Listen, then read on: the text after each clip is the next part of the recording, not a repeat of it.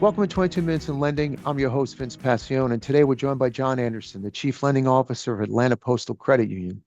John's been in the financial services industry for over 20 years with leadership roles at SunTrust and PNC before stepping into the credit union world.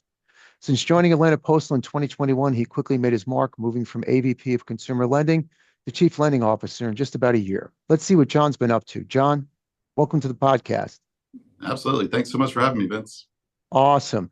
So, John, why don't you just go over a little bit about the credit union asset size, membership base, and just some of the speeds and fees, cost of funds, loan to share ratios?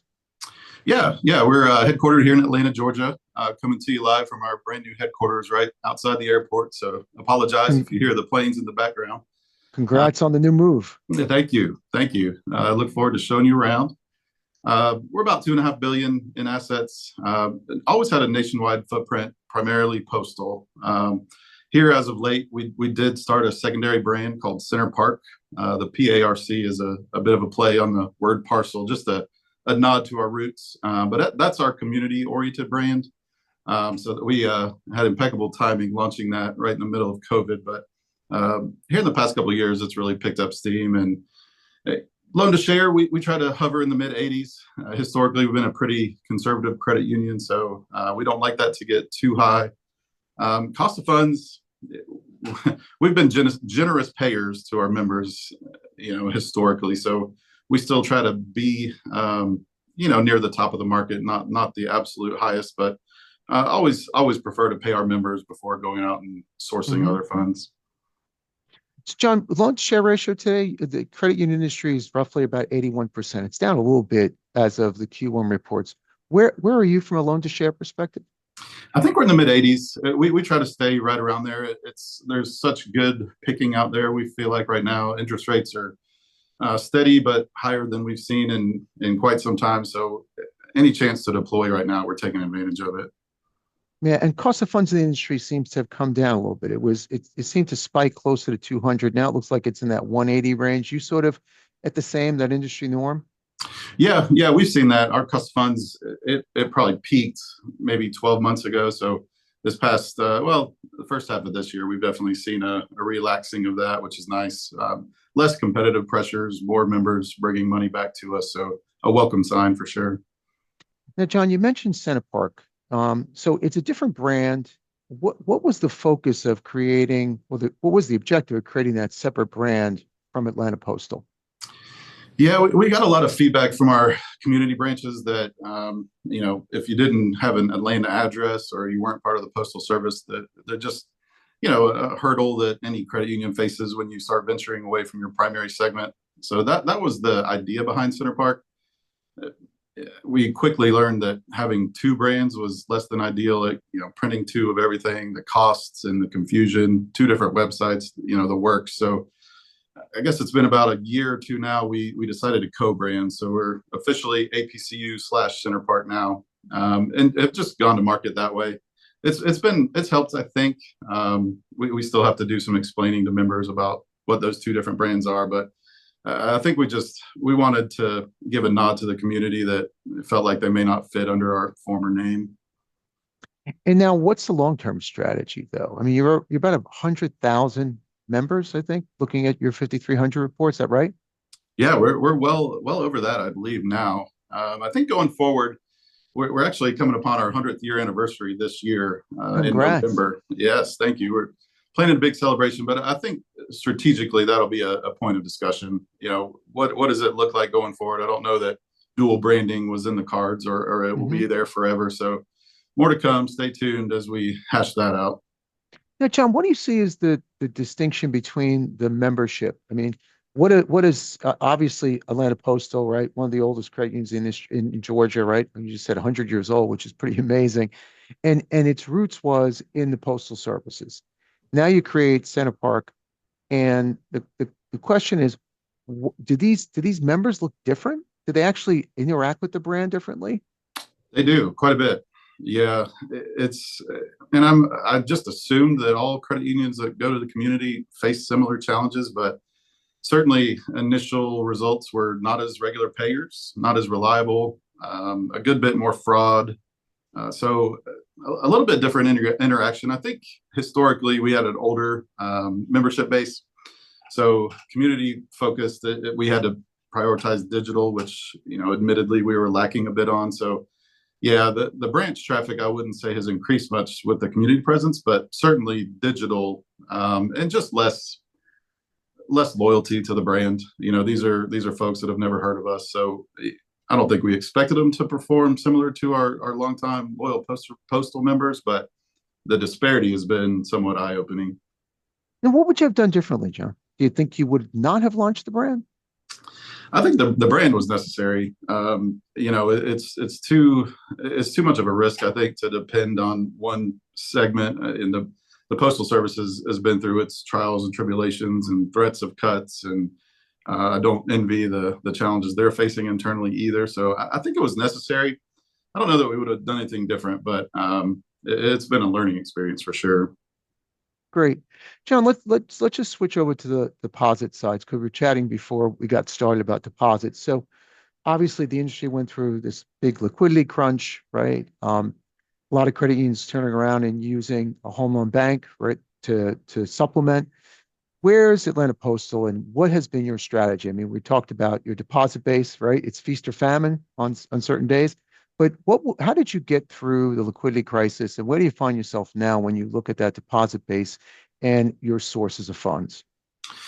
Yeah, we found ourselves in a unenviable position of being extremely liability sensitive, and and it makes sense. Our postal members love their CDs, and we love to pay as much as we can on them. So that quick rise in rates really bit us in the past couple of years. Mm-hmm.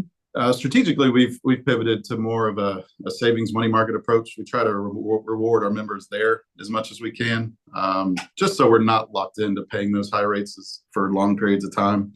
I think by and large, we've probably reduced our CD concentration a little bit, but been able to retain most of the deposits from our members just by having a secondary offering for them. Yeah. So John, let's switch to the lending side of things. So we're at the halfway mark. And this is the time that most credit unions start thinking about their strategic planning cycles and scenario planning.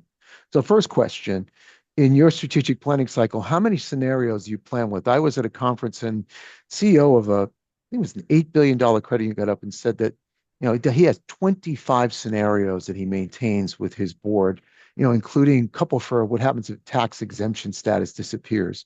So scenario planning at Atlanta Postal, is this does it half a dozen? Is it two? Well, that puts me to shame a bit, Vince. I don't know that we planned for 25. I think maybe a little overkill will just lead to inaction. So we look at things, the Postal Service reduction in force, that's always been on our radar. We do a good bit of GSA lending, which, of course, this year, if you've watched the news at all, is terrifying with the speed at which they're canceling those leases. And so, yeah, we do some typical interest rates up and down, a couple hundred basis points either way. I don't know that we're trying to diversify out a little bit, and that was part of the community brand. So if there were a large reduction in postal force, it wouldn't be such a hit to us. And therefore the change in brand and trying to be more community focused. Right. So John, based on that, what's the big lending trends as you think and challenges that you're going to have on the agenda as you start going into planning?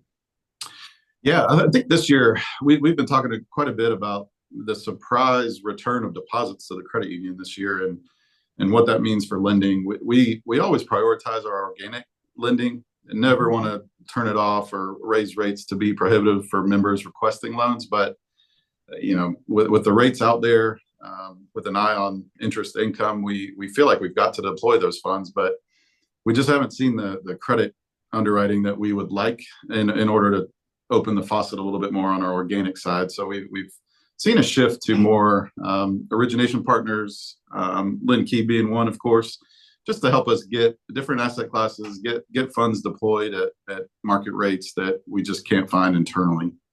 Now, John, for that particular strategy, and we've talked about this in the past, you're going out, you're working with fintechs. Does it all show up to you as indirect lending? Is that the way you look at it? Yes and no. I mean, it certainly is. It's got all the hallmarks of indirect lending, but we have experienced a little bit better uptick in cross selling with these members. I, I I guess it's somewhat of how they enter the channel. We by and large we're saving them money by refinancing existing debt. That's kind of their first entry into the credit union, and we've got an outstanding team that reaches out, memberizes them, talks through other options at the credit union, and we try to put our best foot forward. So while it is definitely indirect adjacent, we feel like it's a little bit more rewarding than your typical indirect auto. Now, John, can you share how you do the onboarding? Because typically in the scenario, so I think RefiJet's one of your big partners, right? We talked about that. So they don't, most of the fintechs don't want to see a disruption in the process. They're using credit unions to fund, but other sources of funding as well. And that memberization process tends to take the same shape and form that it does in the in the indirect lending channel, right? Where a membership form is placed in the package as the F&I officer is going through the closing process in the dealership. Take me through how you disrupt that a bit so that you then can really memberize these folks and introduce different products to them. Is it done digitally? Is it done over the phone? Is it being done through direct mail? Yeah. I mean, you touched on all the challenges of that. I think we've done a pretty good job with the help of our partners. Yeah, you mentioned RefiJet. Mark III is another one that we've begun recently doing unsecured loans with. We have to do it digital. Historically, we've been a mail out a form to sign and send back to us kind of institution, but I don't know that anyone would put up with that, either the borrower or the fintech partner. So absolutely digital, integrated into the workflow. It's just part of the process. Not everyone reads everything they're signing as part of that process. So that's why we follow up with a phone call. We certainly don't want members thinking we've opened up a primary share account without their permission. So we do make a point to speak over the phone with every member that comes into the credit union. John, how much does servicing play into developing the relationship with this indirect loan member? If I can call him that for now. Yeah, we could call them that. It's crucial to me. Given the preference, we'll always take servicing. There's occasions where that's just not possible. We feel like LendKey does a great job servicing on our behalf, so we appreciate you guys for that. But Thank you. RefiJet and Mark III both, we service those loans, and I think that really builds the loyalty. Where you mail your payment, who you call if there's a problem. I think that just kind of helps reinforce our desire to actually become a partner with our borrowers beyond just this first initial interaction. So let's back up. Let's talk about the auto refi market. I've taken a look at that a few times. There's lots of competitors in the marketplace. They're going after these customers. And it is a product that reminds me of education refinance when we stepped into it with credit unions back in 2011, where consumers aren't really that well aware. They're not very aware that they can actually refinance their auto loan. It's a product that seems to be sold, not bought. When you look at that market, is it a market where you think consumers are really aware that they can actually refinance? Um, how does this loan perform against your indirect auto portfolio today? Does it perform better? Does it perform worse?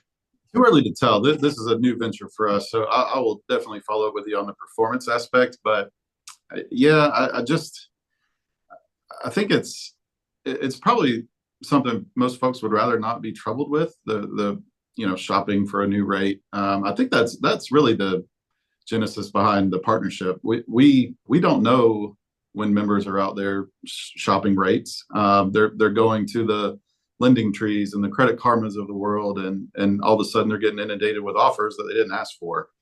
But if they're appealing enough, they'll take advantage of them, and we'll be none the wiser. So while we would certainly prefer them to come directly to us, we've seen a pretty strong shift lately where members just don't reach out when they've got a need. We would love for them to, and we try to make it a one-stop shop where they feel like they can come here. But we are finding ourselves more and more often buying our members back from aggregator sites that then turn around and sell them to other institutions.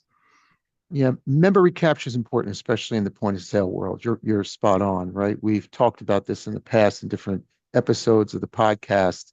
And Brian Cass had mentioned this from TrueStage that point of sales a real threat to credit unions and also an enormous opportunity because, as you said, your member is out there. They're being solicited. I mean, we know that in the auto space, right? That's been going on for decades now. But the idea that now consumers will show up at buying furniture, uh, they're getting Invisaligns, they're getting LASIKs, and they're being solicited for financing at the point of sale, and you're not aware of it. And there are ways for us as fintechs, and I'll put myself in that category, to figure out that when I'm interacting with someone at the point of sale, whether they're a member of Atlanta Postal or not, and to remind them that they are and let them know that you have a product or service for them that they can get through this channel. So being at the point of sale, I think, is going to be pretty important because you're sort of reactive at that point, but you have to be, right? Because people don't wake up in the morning and say, I'm going to go banking, right? Not to Right. slander credit unions and using that acronym. John, we didn't touch on this at all in the preview, but AI. I don't leave these conversations whatever getting into discussion about what's the impact of artificial intelligence in your credit union. Certainly in my business, when I think about originating loans and servicing loans, there's just so many opportunities to automate a lot of the work that we're processing, get rid of manual work. What are you seeing in your credit union as far as the adoption of AI in your back office or perhaps on the credit underwriting side? Yeah. Luckily, early on in my credit union career, coming out of banking, it just so happened, I think, that AI was the talk of the town. And we got the green light from our board to test it out, and it's been great so far for us. We've been automated underwriting for, gosh, 3 or 4 years now. Got a lot of back office stuff, processes, and skip a pays and loan modifications that are all AI. I think the latest and greatest, our friends at Clutch are coming out this week. They've got a AI robot that's making collection calls on our behalf, and I was terrified to even mention that to our board, but after hearing this thing talk, I had to remind myself that it's not a human. It is just advancing so rapidly. I don't know that you can escape it, but I don't know why you'd want to. We've had great success, and particularly with the partners we've chosen, been a really good venture for us. Now, John, is that totally automated or is there a human in the loop? What kind of governors do you have on it? Yeah, we are actually looking to launch it this week. We've been testing for months, and it is amazing. I never, collections is a touchy subject. You don't want that to go poorly. So we put all that forethought into it, and this thing's working out payment arrangements and getting promises to pay, and then taking that back and notating it in the system. It's really taken a lot of the heavy lift, early delinquency, payment reminder kind of stuff off of our plate. I think we want to back that up with a human where necessary, but really free up our collections team to have those important conversations, not hey, you forgot to make your payment this month. So yeah, we've got some governors on it. We're keeping a close eye on it, but I'm excited. It's just with delinquency being high right now, we don't have the ability to go out and hire a whole new team of collectors. I think it's just a big force multiplier for us to turn the bot on. And Sean, it integrates into your servicing system today to get a promise to pay. If it's doing a restructure, it'll integrate into that servicing platform. We've got it right into the core, actually. Okay. So yeah, it's integrated, and it's got a dashboard where we can monitor it. Who'd you talk to, and how did it go? Kind of some sentiment analysis. It's amazing. Nothing that we would ever dream about trying to come up with on our own accord, but um, these tech companies are just moving at the speed of light, and we're grateful for it. How do you immerse the team into AI? Any sort of best practice that's really worked for you? Yeah, I think there's just some initial concern that AI is going to replace their jobs. That Sure. was a hurdle, and I totally understand it, and it makes sense. But no one wants to do routine, monotonous, repetitive requests all day long. I think our team actually is excited to do away with some of the antiquated processes. We tell our staff, don't continue doing something just because that's the way it's always been done. That's a motto we live by, and so it's really, we get all kinds of suggestions from our team. that, hey, this is really tedious. We're mailing a form out to a member to sign this. Is there a better way to do it? So it's kind of promoted that internal drive to fix some of these things. And ever since we've been doing that, we've had no pushback when we finally are able to launch these things that make their job easier and allow them to focus on the member a little bit more. It's kind of been a win all the way around. Great. Now, we said in the opening, John, so you're 20 some odd years in financial services, right? Started in the credit union system in 2021. So you've been at this a long time. You've seen a couple of cycles. When you think about lessons you learned, what's been the hardest lesson to learn, both pre-credit union and now in the credit union system? It's such a shift coming from the banking world to the credit union. I think before, my hardest lesson was that you can't help everybody. And I think that kind of got turned on its head when I came to the credit union. So, right. Which is a welcome change. And I love every bit of that. But I think it's just, even at the credit union level, you can't do as much as you'd like to. When I first saw my first couple of FICO scores come through on the approved loans at the credit union, I was taken aback. But they quickly taught me that that's okay to do here. We try to help our members, and if we can't do that, then we're no better than the bank. So I think it's just tempering that with financial soundness. We do have an institution to protect. We can't serve members if we're not here to do it. So kind of making that balance, I guess, is just the biggest challenge. Awesome. John, last question. So you moved from AVP into Chief Lending Officer pretty quickly. What advice do you have for other folks who are thinking about going through that transition? What should they be asking themselves as they think about that Chief Lending Officer spot? Yeah, think long and hard. It is. We have a pretty good culture of promotion from within. So what we find is that we've got folks that know our members, know our philosophy, know our culture, but may not have experience in the job they're moving into, which is cool to me. That's the kind of place I want to work at. That's why I was promoted so quickly, I think. I think it's just important to not try to over-engineer your day. We have VPs that are new into the role saying, are you going to train me on how to do this job? And we have to say, no, you won't need to be trained. The work will find you. You don't have to go looking for it. You won't know what your day looks like until you pick up the phone and open your email, and your day will tell you what's going to happen. So I think it's just having an open mind, being open to that, learning.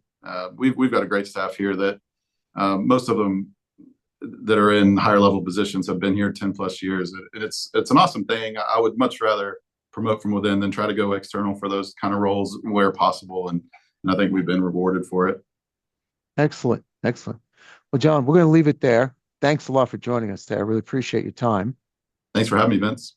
And to our listeners, be sure to subscribe wherever you get your podcasts so you never miss an episode. I'll catch you back here on our next 22 Minutes in Lending. Thanks again, John. Thank you. Thank you for listening to the 22 Minutes in Lending podcast. We hope you enjoyed today's episode. You'll find links to any resources mentioned in the show notes. If you're enjoying our show, be sure to subscribe and leave us a 5-star review.